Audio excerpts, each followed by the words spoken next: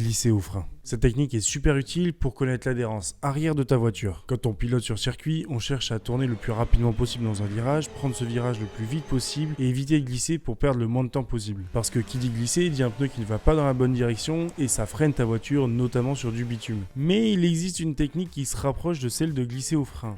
Et c'est le freinage dégressif. Quand tu es sur circuit, tu cherches à aller le plus vite possible, donc tu veux freiner le plus tard et le plus fort possible. Mais quand tu arrives sur le virage, si tu continues d'appuyer comme un sourd, toute la charge de la voiture sera sur l'avant et tu vas te mettre à bloquer les roues avant et donc à ne plus pouvoir tourner. Tiens, ça aussi c'est un gros sujet, le blocage des roues. Mais revenons à nos moutons, le freinage dégressif.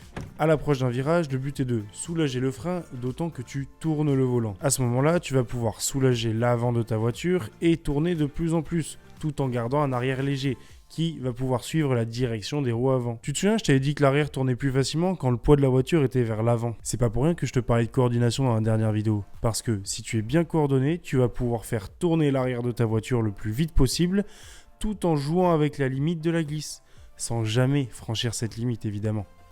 Ça va de soi. D'ailleurs, en sport auto, les ingénieurs utilisent ce genre de graphique pour déterminer le meilleur freinage dégressif. Mais bon, là, on arrive dans du très technique et je pense que je vais perdre un peu de monde. C'est pour ça qu'un pilote devrait savoir